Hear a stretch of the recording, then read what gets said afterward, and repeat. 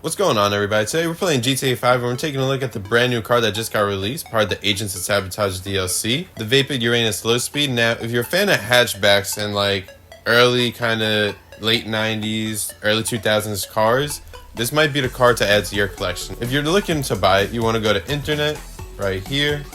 You're going to go Southern San Andreas Super Autos, and it's the first car right here. Like I said, it's part of the Agents of Sabotage DLC, much like the Fireball, ASP, and the Chavos V6. You're gonna click it, it's a 2-door, and it is 1.1 million. So looking at the car stats real quick, it's the top speed and acceleration, which is really good. Braking is not likely as good, so we're probably gonna have to put a little money in for the brakes, just to see if they can stop on a dime, or if they're gonna just keep dragging you down the road. And then traction, this is pretty good traction. It also has the missile lock-on jammer available if you are interested and don't want to get blown up by oppressors or any other kind of aircraft that have missile capability, which is a definite plus when you're trying to grind out missions or prep work.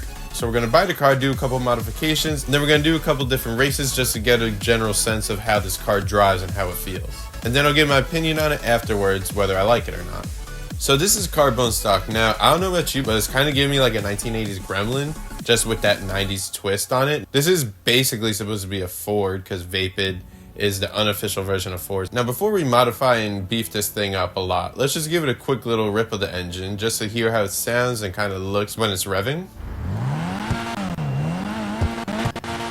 Alright, not too bad. I mean, it definitely is going to get a lot better, I hope. So let's just rip it down the road just to kind of see. Alright, so it's kind of sounding. Alright, so base speed. Honestly, it's not that bad. It definitely can use a little more torque, so that way it goes a lot faster, plus a turbo, if anything. It handles pretty nice. No, it's kind of rough on the, oh, whoopsies. It's kind of a hard turn. It's not the best handling. It's kind of a wider, stiffer turn, so definitely be mindful of that when you're driving this car. All right, so armor, we're gonna put up all the way. Brakes, it doesn't, I don't know if that really helps. There really wasn't much. Now, front bumper. Alright, we got a decent array of things. Now, what kind of build do I want to go with this? Do I want kind of a drifty looking car? Maybe a rally? Those are rally things. I don't really go for the rally. I might do a drift kind of build. It's kind of looking like it would be a drift car, so let's just see if there's any better bumpers. Honestly, I do like this one. It kind of gives it that pizzazz that it needs. Let's do that. So we might be making a rally car after all said and done. What do we got? Anything special? Not really. The tuner bumper is not bad. Let's do that.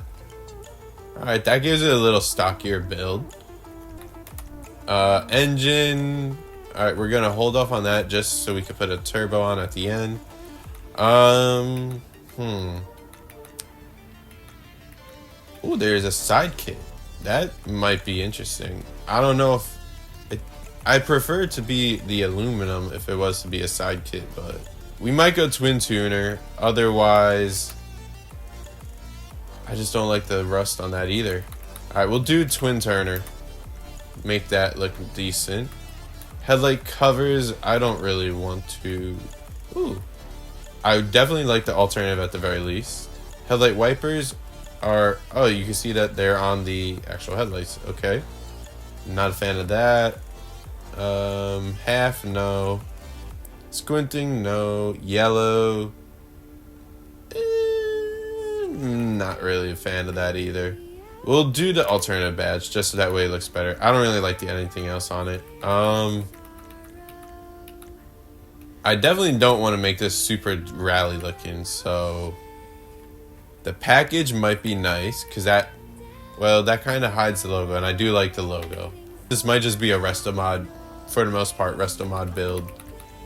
Yeah, let's do that. I like that. Let's worry about that afterwards. Now the liveries. This can make or break this car. Let's see, we got the basic ones, we got the wide, we got the stripes, the double stripe, the pin striping. Can't really see that, but it's probably just that, but reverse, so black instead of white. Then if you want to make it a rally car, you got all these liveries. I'm not a big fan of this. I used to, but they're all kind of the same. Actually, I'm gonna go with the wide body just to kind of match the 90s look. Even though it's not perfectly accurate, it's enough to make it do. That's already set. The mirrors, let's see. Touring, probably should have done this in a different color to see everything better. Race mirrors, no. Classic, not a fan of. Probably gonna keep the stock mirrors as is. Mud guards, let's do plastic just so that way it looks nicer. We're gonna do our plate with the yellow and black. There we go. The roll cage, let's see. Nothing crazy, so we'll do the padded one. Roof accessories. Alright, so we got aerials, those are nice. Some generators. Got the lues, we got racks, we got light kits. Yeah, I'm not gonna do that. If anything, I might just do the aerial. I like the regular one. That looks good. Nope, not selling it. Spoilers. Let's see what we got. That could be interesting. Whoa, that, okay, now it's just too much, way too much is going on here. A race splitter. Now that looks clean. I was originally just going to go with a regular lit, but I think the race spoiler is definitely going to look absolutely, this thing is going to look amazing with that. Sunroof, let's do primary, probably, yeah. Just to keep everything looking the same, we'll go with the primary. Suspension now, if you drop it, does it do the little pivots on the wheels? Alright, kind of does it. Alright, let's drop a turbo on this thing. There we go. Windows tinted. Honestly, this car in black with the white is looking pretty nasty. Let's respray this. Probably go with a classic, you know, simple. The bluish silver isn't bad either. Actually, let's do, you know what we can do, because this is what I love to do. Throw a black metallic, throw the pearlescent, and then change the color on that so it gives that little Hear me out. This kind of goes hard, I won't lie. The purple, just, you see when the light hit? All right, we're definitely doing this. When the light hits it, it just looks so freaking good. Secondary. What would be secondary? Those things? Yeah, it's just that. So we'll do a, you know, I'm gonna just do black so that way it kind of hides it better. Now let's do the wheels. So wheel type, see if there's anything good in the street. That's not bad. Keep the concave on the back burner. Man, if I had these wheels, actually that doesn't really look 90s. It's not really. All right, these aren't really looking the part. Maybe muscle. That works perfectly. All right, let's do wheel color. I could do all black, but I kind of want a little accent just so that way it shows a little better. Do we maybe do white? Let's just see purple again. That might work. Let's just see what a white would look like. The purple I think worked a lot better. We're gonna actually do white. That blends a lot better. It's a proper accent. Tire design, we'll put on logo. Bulletproofs, obviously, because when you play GTA, is kind of how it goes. We'll throw black smoke just to give that oomph. And last but not least, we'll go to the light kits. Headlights. Definitely throw on the neons. And for the color, I'm going to do purple just so that way it blends a lot better.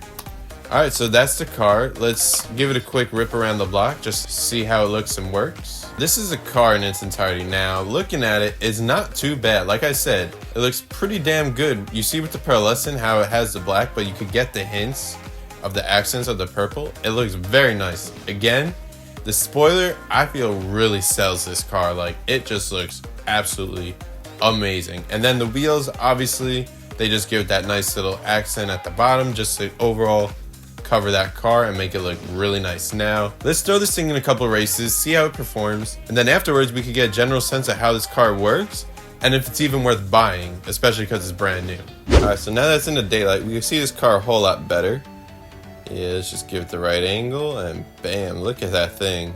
This thing is looking pretty nice. Leave a comments down below if you feel the same. Now let's go get this stunt race underway. So it's top speed. Alright, so this is a bit of a downhill ramp. Can't really get a proper gauge on it. In terms of handling, again, it wasn't the best stock. Let's see. Yeah, it's kind of the same situation, so you can't really make quick adjustments that easily.